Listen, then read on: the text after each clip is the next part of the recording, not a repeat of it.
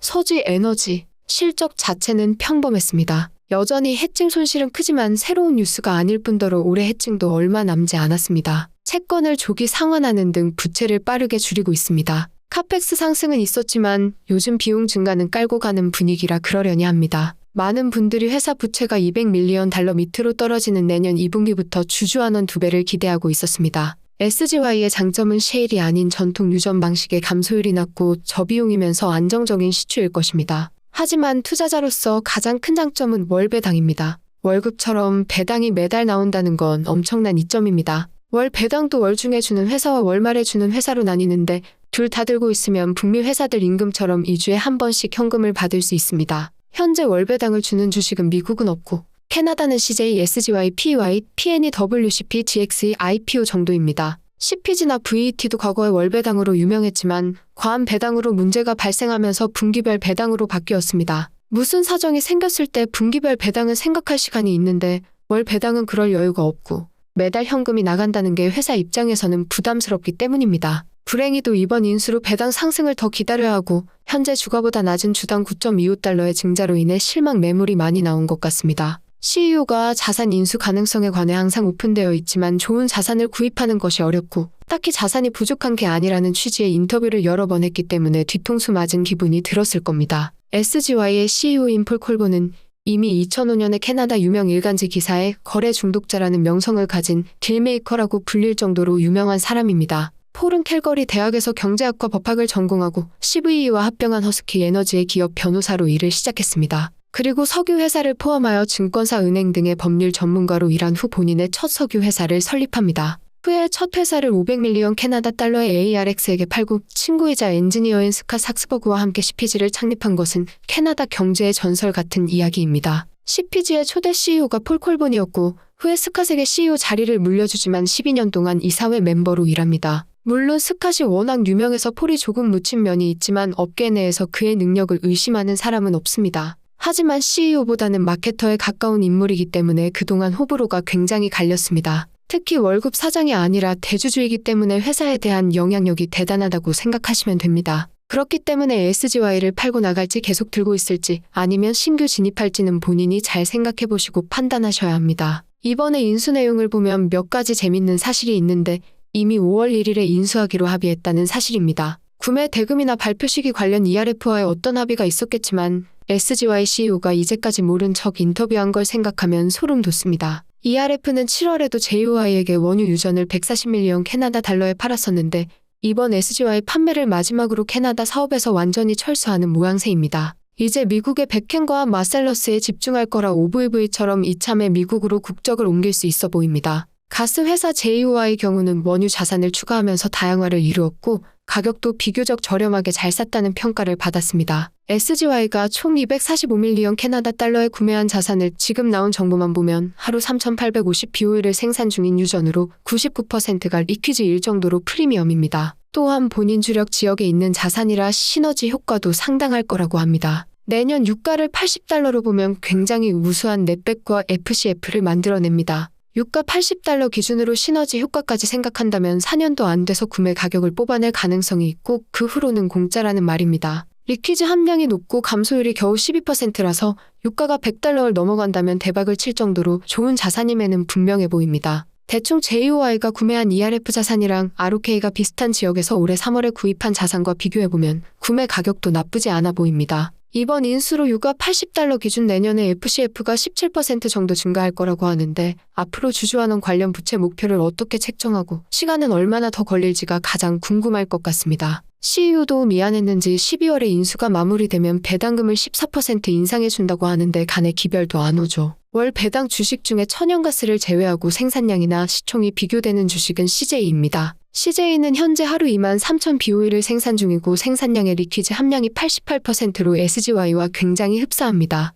요즘 뜨고 있는 클리어워터에 자산이 있다고 하지만 티어1 자산과는 거리가 멉니다. 생산 중인 P1 자산이 많다는 건 장점이기도 하지만 그만큼 자산의 업사이드가 크지 않다는 말입니다. 결정적으로 이번 합병을 통해서 SGY의 하루 생산량이 CJ보다도 4,000BOE가 더 많은 27,000 정도가 될 것입니다. 올해가 한 달 남은 시점에서 올해 해칭이 없다는 것이 큰 메리트가 아니라면 CJ가 SGY보다 좋은 건 재무 건전성과 배당 규모 두 가지뿐입니다. 매장량의 가치는 합병 전에도 이미 SGY가 CJ보다 더 높았고 SGY의 사우스 이스트 사스카추안과 스파키 자산은 티어 1급 자산이라서 생산 비용도 더 적게 들어갑니다. 최근 시추에 들어간 사우드 이스트 사스카추안 유저는 유가 $85 기준으로 겨우 5주 만에 본전을 뽑는다고 할 정도입니다. 그리고 SGY는 아직 개발되지 않은 땅도 많이 가지고 있기 때문에 자산의 차이는 더 늘어날 것으로 생각됩니다. CJ의 시총이 SGY의 거의 2배가 될 정도로 큰 걸 고려해보면 SGY가 저평가로 보입니다. CJ가 거의 순현금 포지션이라 단순 비교는 어렵지만 유가만 어느 정도 높게 유지된다면 결국 SGY는 머지않은 시간에 포텐셜이 큰 CJ가 될 거라는 의미입니다. 개인적으로 이번 조정에서 최후의 현금을 CJ에 투자했는데 그 이유는 그만큼 리스크가 적었기 때문입니다. 부채가 거의 없고 배당은 많은데 배당이 유가 $60 밑으로 내려가도 안전하기 때문이었습니다. CJ의 3분기 실적을 봐도 부채 레버리지가 0.2배에 불과하고 자사주 매입하고 배당 올려준다는 배부른 소리만 하고 있습니다. 저는 이게 내년에 SGY 상황이 될 수도 있다고 생각합니다. 오늘 시장 전체가 떨어지는 날이기도 하지만 CJ는 최근 올해 전고점을 갱신할 정도로 많이 올라서 그런지 실적 발표 후 주가 흐름은 별로입니다. SGY 역시 이런저런 말이 많지만 캐나다 석유 주식 중에 올해 100% 넘게 오른 주식입니다. SGY보다 올해 더 오른 주식은 PEA, PNE, RG, PRQ, OBE 정도뿐입니다. 아쉬운 점은 CEO가 가장 잘하는 자산이라 구매 유혹을 거부하기는 힘들었더라도 ERF 입장에서도 SGY가 가장 적합한 매매 파트너였다면 좀 더 싼 가격에 배짱 플레이하는 건 어땠을까입니다. 마지막으로 올 6월에 SGY가 논코어 자산을 팔려고 공개적으로 시장에 내놓았습니다.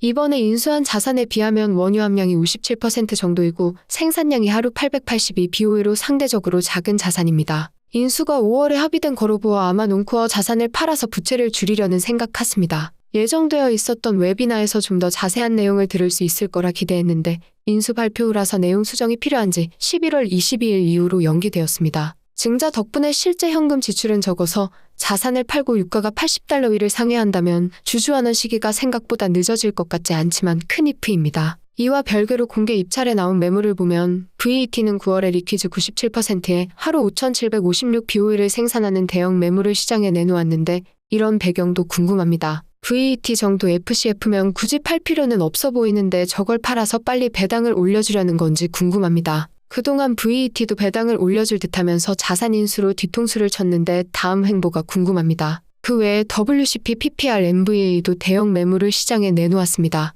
양가라 리소시스. 제가 가장 많이 들고 있는 주식 중에 하나인데 프레젠테이션 자료를 볼 때마다 현타가 옵니다. YGR의 매력은 인수 없이 생산량을 늘리면서 부채도 동시에 많이 갚아나간다는 것입니다. 그런데 이번 분기에는 부채도 많이 줄이지 못했고 올해 생산량 가이던스도 하루 500 BOE 정도 줄어든 11,000에서 11,500 BOE로 줄었습니다. 저번 영상에서 YGR의 8, 9, 10월 생산량이 좋다고 했었는데 3분기 생산량은 기대치인 12,000 BOE에 살짝 못 미쳤습니다. 그래도 10월 생산량이 13,000 BOE를 넘긴 것 같아서 다행이라면 다행입니다. 그리고 영상에서 말한 것처럼 원유 함량이 늘었습니다. 아무래도 3분기에 캐나다 천연가스 가격이 별로 좋지 못해서 원유 생산량이 늘어난 것은 좋아 보입니다. 캐나다 천연가스 생산량이 역대급을 경신하는 와중에 송유관 용량이 충분하지 못하다 보니 송유관 업체가 정비에 들어갈 때마다 가격이 내려가는 게 아쉽습니다. 다행히 송유관은 부분 확장과 최적화 작업으로 용량이 조금씩 늘고 있고 미국 수출량은 미국 가격을 받는다는 이점이 있습니다.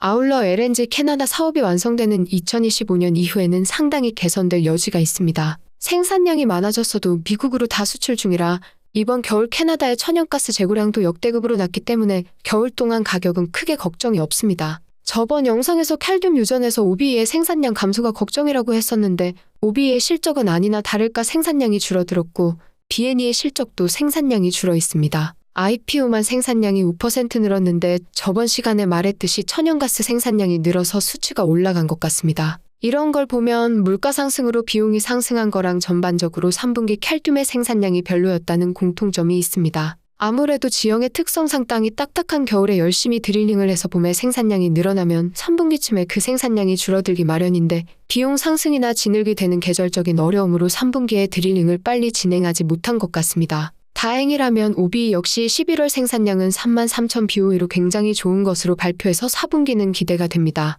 YGR의 재밌는 점은 다른 회사들은 장비를 렌트하는데 YGR은 자체 서비스 업체가 있어서 그런지 장비를 아예 구매해버리기 때문에 초반 비용이 더 든다는 카더라도 있습니다. YGR은 4분기 제품 가격을 굉장히 보수적으로 잡고 있는데 현재 해칭이 전혀 없기 때문에 4분기 생산량과 실적을 생각해보면 상당한 현금 흐름이 기대됩니다. 현재 부채를 100밀리언 캐나다 달러까지 줄이면 주주환원을 하겠다고 하는데 현재 순부채가 147.2밀리언 캐나다 달러입니다. 3분기에 카펙스를 많이 사용했기 때문에 4분기는 지출이 적으면서 기대만큼 제품 가격이나 생산량이 선방한다면 부채를 훨씬 많이 줄일 수 있습니다. 그러면 내년 1분기쯤에 주주환원 발표가 있을 것 같습니다. 라이벌인 IPO가 자사주 매입 이후로 주가가 살아나고 있고 실적 발표에서 월배당을 발표했는데 YGR은 생산량 증가면에서 IPO를 능가하기 때문에 장기적인 업사이드는 더 커 보입니다. 그리고 부채가 아직까지 많지만 생산량 증가와 그에 따른 현금 흐름을 보면 부채 레버리지는 전혀 높지 않습니다. 사실 YGR 같은 주식은 당장 실적이 크게 중요하지 않습니다. 왜냐하면 캐나다에서 YGR보다 시총이 비슷하거나 큰 주식 중에 YGR보다 싼 주식은 거의 없습니다. 그나마 BNE 정도인데 11월 생산량이 하루 14,000BOE 이상인 BNE가 당장은 좀 더 싸 보이지만 앞으로 생산량 증가율을 보면 YGR에게 손을 들어줄 수밖에 없습니다. 그리고 리퀴즈 함량이 더 작은 YGR의 넷백이 BNE나 OBE보다 좋습니다. 사실 YGR이 3분기에 부채를 8밀리언 달러밖에 못 줄이는 동안 BNE는 올해 거의 매달 10밀리언씩 부채를 줄이면서 생산 가이드라인 수정도 없었기 때문에 비슷하게 저평가로 보입니다. OBE처럼 생산량 감소 때문인지 실적 발표 후 주가가 큰 조정을 받았습니다. 하지만 부채 레버리지가 한 배 정도로 낮아졌고 과거 유명한 월 배당주였던 전과 빠르면 내년 전반기부터 배당을 재개할 수도 있다는 점을 고려하면 BNE도 이제 들어가기 나쁜 선택은 아니라고 생각합니다. 그 외에 저평가 주식이 있다면 PE의 이 정도뿐입니다. 올해 9월 26일 단기 바닥에서 11월 7일 마감까지 캐나다에서 가장 많이 오른 주식을 비교해보면 웃기게도 AECO 캐나다 천연가스 가격이 1등을 했습니다. 중간에 파란색이 35% 오른 엑손모빌이고 그 뒤에 WTI 유가도 있습니다. 유가 상승에 비해 주가들이 월등히 올랐다는 걸 알 수 있는데 섹터에 대한 인식이 점점 바뀌면서 주가와 유가의 갭이 줄어들고 있다고 해석해도 될 것 같습니다. 제가 들고 있는 주식 중에는 PE가 90%로 가장 많이 올랐고 캘듐의 라이벌인 BNE OBE, YGR IPO가 50% 이상 오른 걸 알 수 있습니다. 물론 OBE와 BNE는 실적 발표하고 왕창 까먹었지만 특별히 예상 못할 정도로 실적이 나쁘기보다 그냥 그동안 많이 올라서 뉴스에 내린다고 생각합니다. YGR을 사는 이유는 아주 간단합니다. 유가 매크로에 긍정적이라면 그냥 펀더멘털적으로 너무 쌉니다. 저번 영상에 캘듐 유전 생산량 이야기하면서 OBE의 미래 가치는 변함이 없지만 당장 3분기 생산량이 걱정된다고 했습니다. 제 초보글실 7화의 주식 실적 발표 시즌의 최선의 전략편에 잘 설명했지만 기본적으로 실적이 잘 나와도 당일 주가가 떨어지는 경우가 많습니다. 그 전에 기대감으로 많이 오르면 욕심을 줄이고 어느 정도 현금화하는 게 중요합니다. 거의 한 달 동안 50% 오른 주식을 실적 앞두고 일부 이익 실현했다고 뭐라 하는 분이 있는데 애초에 본인 판단 없이 그냥 유튜버 따라 사는 정도면 그냥 주식 접는 게 돈 버는 길입니다. 주식은 결과론이고 신도 예상하지 못하는 단기 움직임을 제가 알면 힘들게 유튜버 하겠습니까? 제가 추천하는 것과 제가 하는 것은 완전 별개입니다. 저는 기본적으로 장기 투자를 추천하지만 실제는 트레이딩도 많이 합니다. 파생도 하고 쇼팅도 하고 해칭도 합니다. 장기적으로 유가가 오를 거라고 말하면서 당장은 쇼팅도 하고 제가 VET는 몇 년 들고 있어도 되는 주식이라고 말하지만 실제 VET를 계속 들고 있지는 않습니다. CVE와 OVV를 추천하지만 실제 사지는 않습니다. 도박주들은 그냥 재미로만 조금 넣으라고 말하지만 실제로는 졸라 많이 삽니다. 여러분과 저는 투자 상황도 철학도 다른데 본인만의 투자 방식을 찾으세요. 주식 10년 한다고 치면 유의미한 수익을 내는 사람은 10%도 안 됩니다. 그건 저에게도 해당될 정도로 주식은 힘든 과정입니다. 오케이, 거기까지.